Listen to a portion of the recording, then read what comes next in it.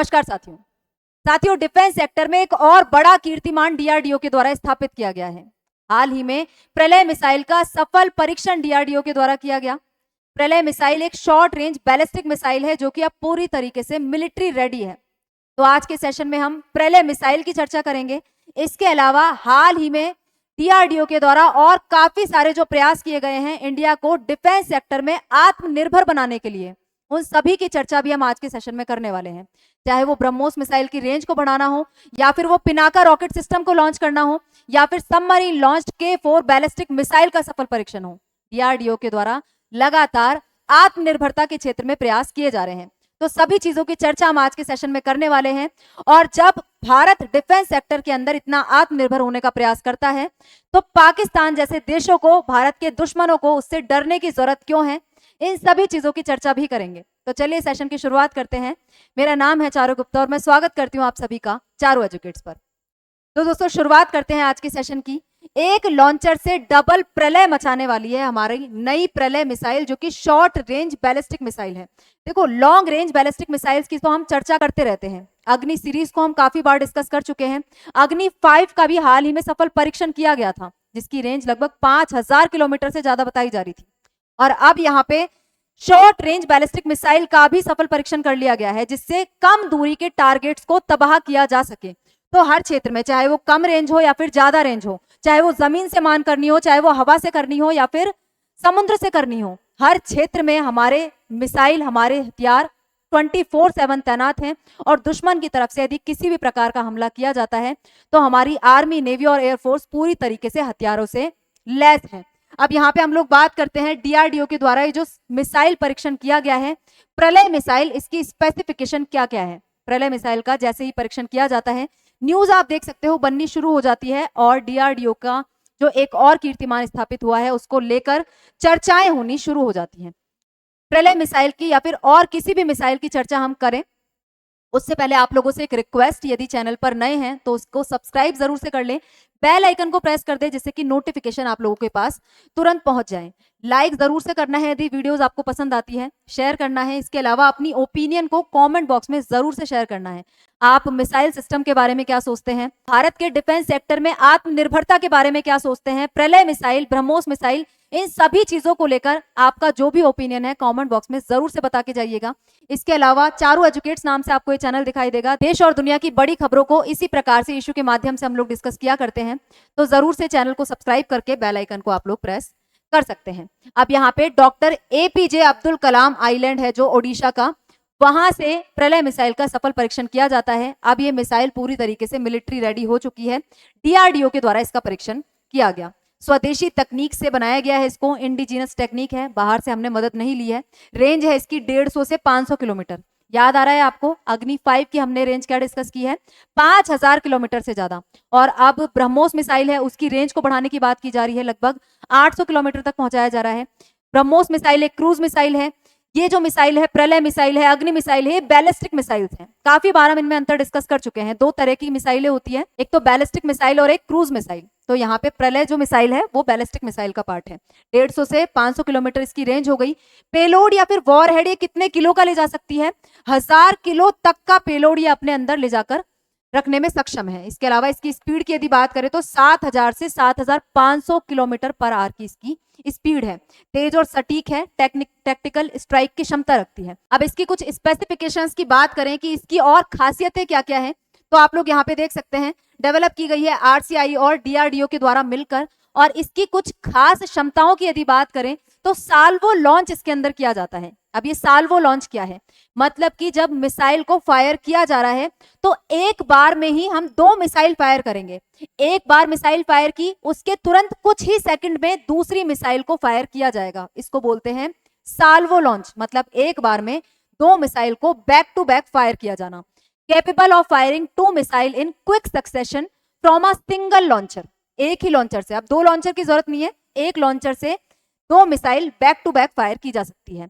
दूसरी चीज इसमें क्या इंपॉर्टेंट है, टारगेट की वर्सेटैलिटी है, मतलब डिफरेंट टारगेट्स को हिट करने के लिए इस मिसाइल के द्वारा वॉरहेड ले जाए जा सकते हैं।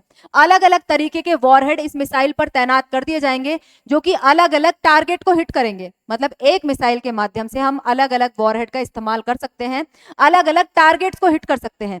ये इस मिसाइल की बड़ी खासियत है। इसके अलावा हाई प्रेसिजन, मतलब इसके अंदर एक ऐसे सिस्टम का इस्तेमाल किया जा रहा है, इनर्शियल नेविगेशन सिस्टम का इस्तेमाल किया जा रहा है, जिसकी वजह से इसका प्रेसिजन या फिर इसका जो एक्यूरेसी है वो काफी ज्यादा बढ़ जाती है। इसमें क्या लगा हुआ है, एक रेडियो फ्रीक्वेंसी सीकर लगा हुआ है जो टारगेट को लोकेट कर लेता है, उसको रेडियो फ्रीक्वेंसी के माध्यम से लोकेट करके और प्रिसीजन स्ट्राइक उसके ऊपर की जाती है, जिससे कि टारगेट हमारा मिस ना हो, हल्का सा भी इधर या उधर ना हो, बिल्कुल डायरेक्ट टारगेट के ऊपर इस मिसाइल के द्वारा हिट किया जाता है, क्योंकि इसके अंदर इनर्शियल नेविगेशन सिस्टम लगा हुआ है जो कि इसको प्रिसीजन स्ट्राइक करने में हेल्प करता है।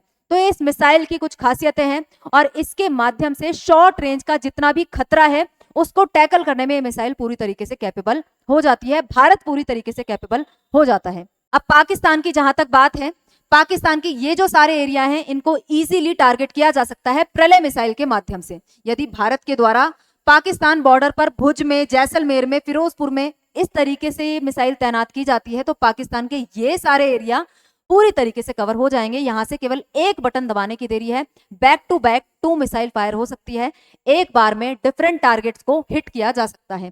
कराची है, सुकुर है, बहावलपुर है, मुल्तान है, फैसलाबाद है, लाहौर है, राजधानी इस्लामाबाद है, रावलपिंडी है, सब भारत की एक मिसाइल की जद के अंदर आ जाते हैं। इवन हमें अपनी लॉन्ग रेंज मिसाइल्स को यूज करने की तो जरूरत ही नहीं है, अग्नि जैसी मिसाइल्स को पाकिस्तान के इन एरिया को टारगेट करने के लिए जरूरत नहीं है, उसके लिए हमारी शॉर्ट रेंज प्रलय मिसाइल ही काफी होने वाली है।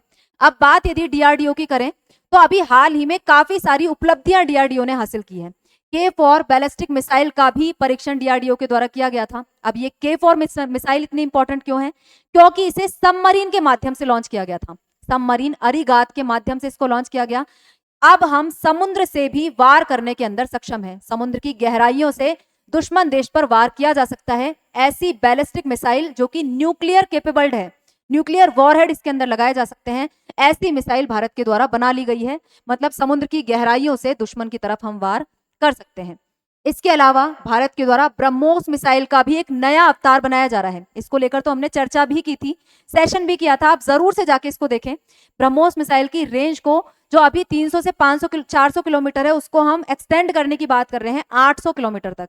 ब्रह्मोस एक क्रूज मिसाइल है, यदि इसकी रेंज बढ़ती है तो भारत की डिफेंस सेक्टर के लिए काफी बड़ी बात होने वाली है।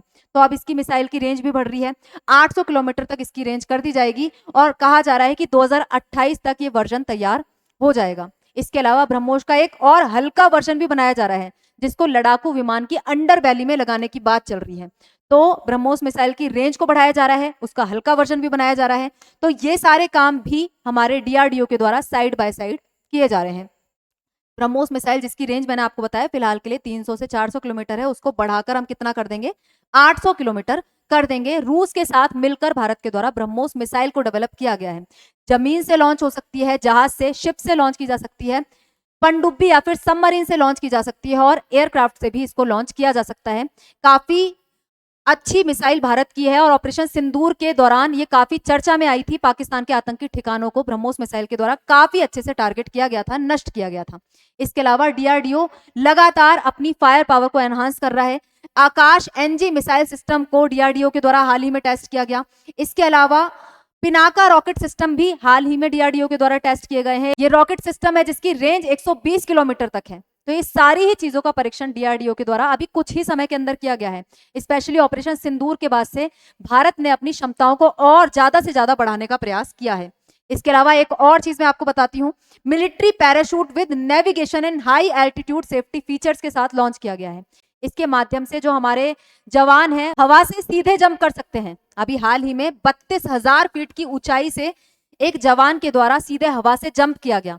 तो इस प्रकार के पैराशूट का निर्माण भी किया गया है, इंडिजिनसली डेवलप किया गया है। मिलिट्री कॉम्बैट पैराशूट सिस्टम है, साधारण पैराशूट नहीं है। इंडिया के जो एयरफोर्स के जवान हैं उनकी एरियल कॉम्बैट कैपेबिलिटीज को इसके द्वारा बढ़ाया जाएगा, नेविगेशन सिस्टम में आसानी होगी और हवा से सीधे लड़ाई लड़ने में ये जवान यहाँ पे सक्षम हो जाएंगे।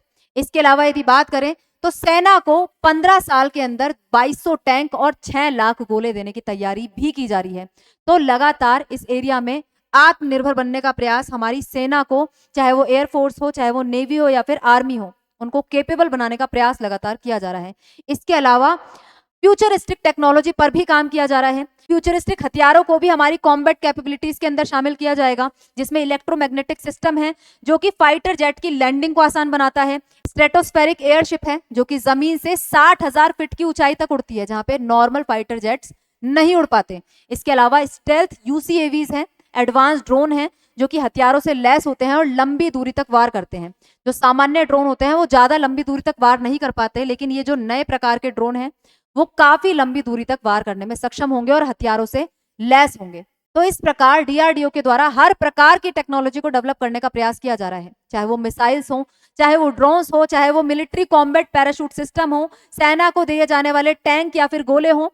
हर क्षेत्र में हमारी आर्मी को, नेवी को और एयरफोर्स को केपेबल बनाने की कोशिश की जा रही है। अब आगे जाकर यदि किसी भी प्रकार का खतरा बॉर्डर्स पर या फिर भारत के इंटरनल रीजन में देखने को मिलता है, पाकिस्तान, चीन या फिर बांग्लादेश की तरफ से किसी भी प्रकार का खतरा आता है, तो हमारी आर्म फोर्सेस उससे लड़ने के लिए पूरी तरीके से तैयार है। अब आप लोग इस विषय पर क्या मानते हैं? क्या आपको नहीं लगता कि भारत को आत्मनिर्भर बनाने की दिशा में, डिफेंस सेक्टर में इंडिपेंडेंट बनाने की दिशा में डीआरडीओ के द्वारा जो प्रयास किए जा रहे हैं वो सराहनीय है?